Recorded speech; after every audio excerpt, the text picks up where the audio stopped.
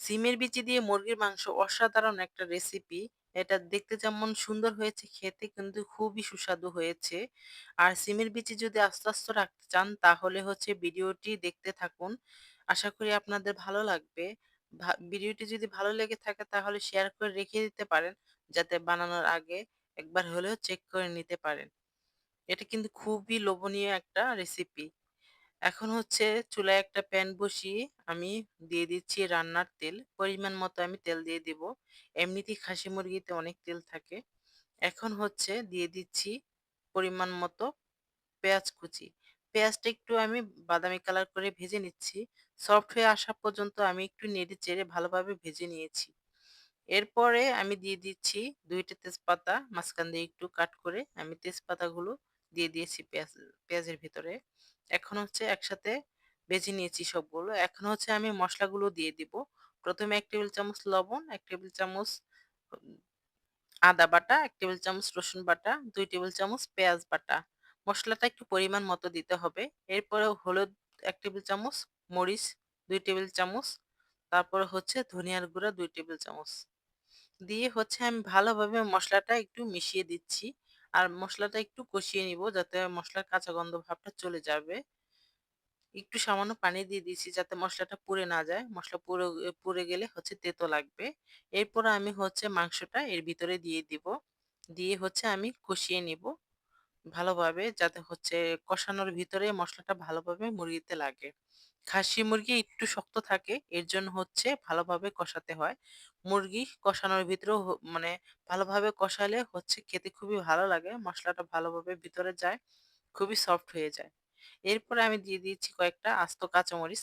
দিয়ে হচ্ছে আমি ডেকে দিয়েছি।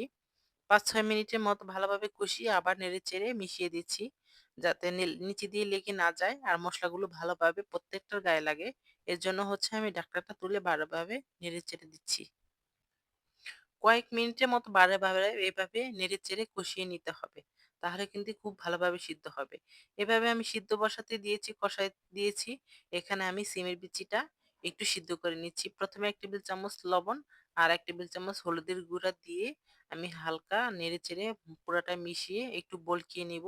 বেশি সিদ্ধ করা যাবে না, তা না হলে কিন্তু এটা গলে যাবে মুরগির ভিতরে দিলে। আমি সামান্য পরিমাণে হচ্ছে এই যে দেখেন বেশি একটু বলক চলে আসলে আমি এভাবে নেড়েচেড়ে আমি হচ্ছে নামিয়ে ফেলবো। বেশি সিদ্ধ করলে হচ্ছে এটা গলে যাবে। আর হালকা সিদ্ধ করে নেওয়া হলেও হচ্ছে কাঁচা গন্ধ ভাবটা চলে যাবে। কাঁচা গন্ধ করবে না। সিমের বিচিটা হচ্ছে কাঁচা দিলে হচ্ছে গন্ধ করে। এজন্য আমি হালকা একটু বয়েল করে নিয়েছি। এখন ধুয়ে পরিষ্কার করে হচ্ছে আমি এর ভিতরে দিয়ে দিব। মুরগিটা অলরেডি সুন্দরভাবে কষানো হয়ে গেছে। এখন হচ্ছে আমি সিমের বিচিটা দিয়ে দিয়েছি। দেখেন আমি টিপ দিয়েছি, অনেকটা শক্ত রয়ে গেছে।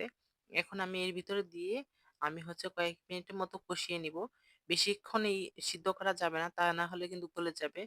আর এখন আমি দিয়ে দিয়েছি জিরার গুঁড়া ২ টেবিল চামচ, দিয়ে আমি হচ্ছে ভালোভাবে মিশিয়ে দিচ্ছি। কষানোর ভিতরেই জিরার গুঁড়াটা দিয়ে দিয়েছি। আর এই সিমের বিচিটা কিন্তু গলে গেলে কিন্তু ভালো লাগে না খেতে, ডাল, ডাল হয়ে যায়। এটা আস্ত, আস্ত থাকলে কিন্তু খেতে খুবই ভালো লাগে। এর জন্য হচ্ছে আমি পরিমাণ মতো পানি দিয়ে দিয়েছি। পানি কিন্তু বেশি দেইনি। এই যে মানে অল্প পরিমাণে পানি দিয়েছি যাতে মসলাগুলো একদম ডুবে না যায়, বরাবর থাকে। অলরেডি আমি মাংস ভালোভাবে আগে কষিয়ে সিদ্ধ করে নিয়েছি। এর জন্য এখন এই যে ডিমগুলো আমি আগে দিইনি, তাহলে হচ্ছে মুরগির ভিতরে যে ডিমটা ওইটা আমি হচ্ছে পানি দেওয়ার পরে এখন উপর দিয়ে দিয়েছি যাতে আস্তে আস্তে থাকে। এই যে আমি কয়েক মিনিটের মতো ৫-৬ মিনিট রান্না করে নিয়েছি। এখন দেখতেছি কেমন হয়েছে। ডালটা অনেকটা সিদ্ধ হয়ে গেছে, সিমের বিচিটা। তো হচ্ছে এই যে বেশি হচ্ছে এই যে আস্তে আস্তে থাকবে এখন। আমি বেশি রান্না করে নিইনি। তাহলে কিন্তু গলে গেলে খেতে ভালো লাগবে না, ডাল হয়ে যাবে। এর জন্য হচ্ছে আমি সিমের বিচিটা পরে দিয়ে কিছুক্ষণ রান্না করে নিয়েছি। এভাবে যদি রান্না করেন তাহলে হচ্ছে আপনি সিমের বিচিটা আস্তে আস্তে থাকবে। খেতে খুবই ভালো লাগবে। ঝোলটা দিয়েও খেতে পারবেন।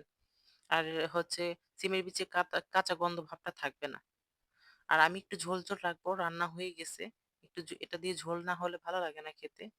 আশা করি আপনাদের ভিডিওটি ভালো লেগেছে আর উপকারে আসছে। আজকের মতো বিদায় নিচ্ছি এখানে। আসসালামু আলাইকুম। আল্লাহ হাফেজ।